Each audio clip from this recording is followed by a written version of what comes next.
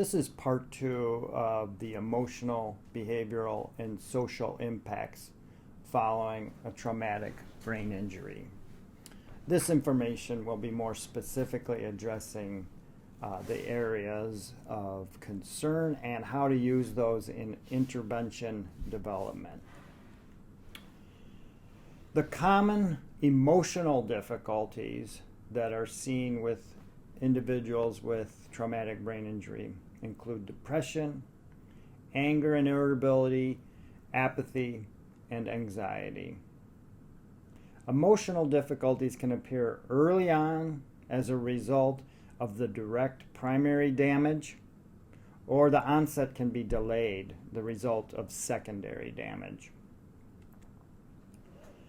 Depression is the most common emotional complaint following a TBI. Factors to consider with depression. The older the student at the time of the injury, the higher the risk of depression. Left temporal pole damage makes depression more likely. And then ecological changes that may have resulted from the TBI, such as changes in friendships, family relationships, social support groups, those kinds of things are all going to have an impact on depression. With anger and irritability, it is common following all levels of severity and can worsen over time.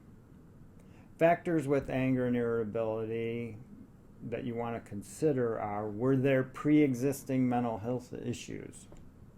Are there high levels of dependency on others, or are needs not being adequately addressed that are precipitating emotional difficulties? Or was there damage to executive functioning centers of the brain? For example, damage to the executive functioning centers could cause deficits in self-awareness and problems understanding the consequences of their outbursts. Apathy is commonly associated with damage to the frontal lobes and the limbic system, again, the emotional centers of the brain. Signs of apathy include indifference, decreased intensity of emotional expression, lack of persistence or perseverance, and decreased productivity. Some students with TBI-induced apathy may be unconcerned about their own apathy. The final concerning area with emotional difficulties is the increase in anxiety. And similar to anger issues, anxiety symptoms have been reported following all severity levels of TBI. And these can be characterized by unrealistic fears and phobias, separation problems, obsessive compulsive behaviors, and adjustment problems, and even adjustment to their own personality change due to the TBI. Moving from emotional difficulties, these are the common behavioral difficulties that can be related to brain structure damage, such as to the frontal lobes, or can be associated with TBI-induced emotional difficulties. For example, if there's impatience in interpersonal interactions, which could be due to the depression that they may have. These are the four common behavioral difficulties we look at: executive functioning difficulties, limbic system difficulties, pragmatic skills, and emotional recognition difficulties. Executive functioning related behavior problems are common because, again, the frontal lobes, prefrontal cortex, all that connecting tracts of the brains are highly susceptible to injury. Some symptoms may include inconsistent behavior, impulsiveness, incongruent emotional outbursts, laughing at inappropriate times, crying, problems with multi-step directions, poor planning, poor problem solving, rigid thinking. Damage to the limbic system, which is involved in that motivation, emotions, memory, and biological drive can lead to a variety of dysfunctional or inappropriate behaviors. This is seen often as individuals becoming more impulsive in response to emotions, more erratic. Could be unprovoked aggression. Sexual promiscuity is not uncommon in older students and individuals. Reckless, dangerous behavior, noncompliance, conflict with authority. Pragmatics are those skills that allow each of us to effectively communicate with others by using conversational context as a guide. When an individual with a TBI, they have difficulty with some of these pragmatic skills, difficulty providing just simple requested information, difficulty picking up on implied meanings in conversations, choosing appropriate conversational topics at the right time, and introducing new topics at the wrong time.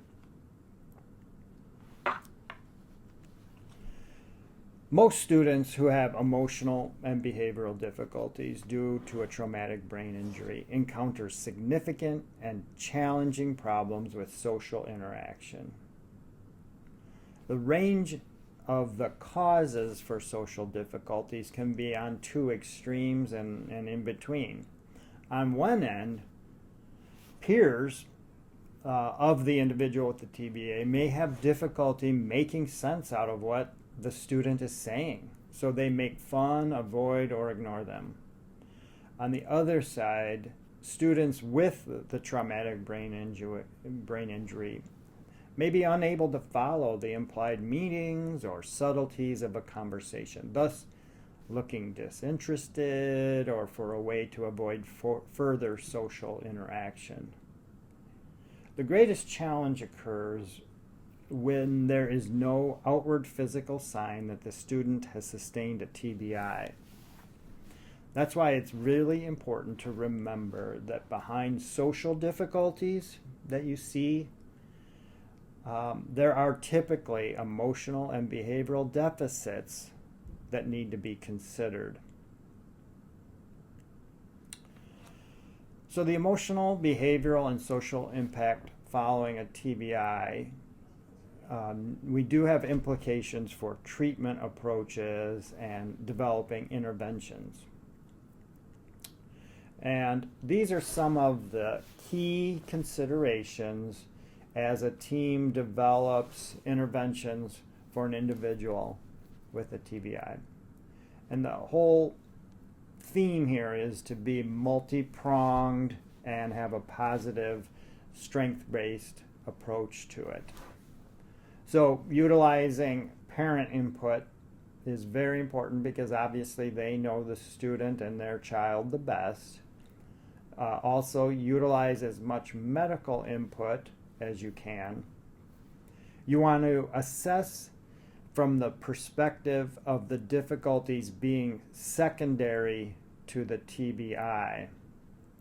What this means is this helps us focus on the instructional and environmental needs rather than the specific problem. We're getting to more their needs.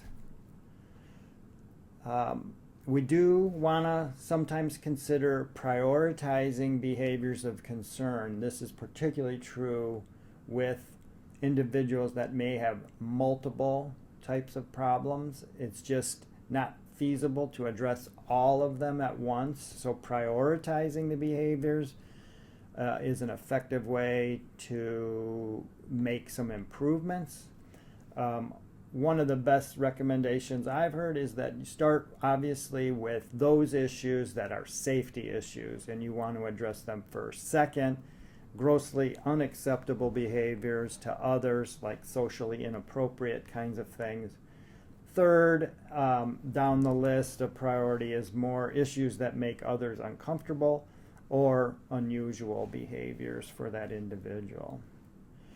You do want to make sure, again, to seek information from multiple school settings and informants to determine emotional, behavioral, and social trends across settings. There will be areas of greater difficulty, and there'll be areas of more success, and that helps with building an intervention and is based on really the last bullet here, that you want to use a strength-based approach to build on. Use where they've been successful as a compensatory strategy to work around the areas of difficulty. That's the end of the screencast here on social, emotional, and behavioral impacts following a traumatic brain injury.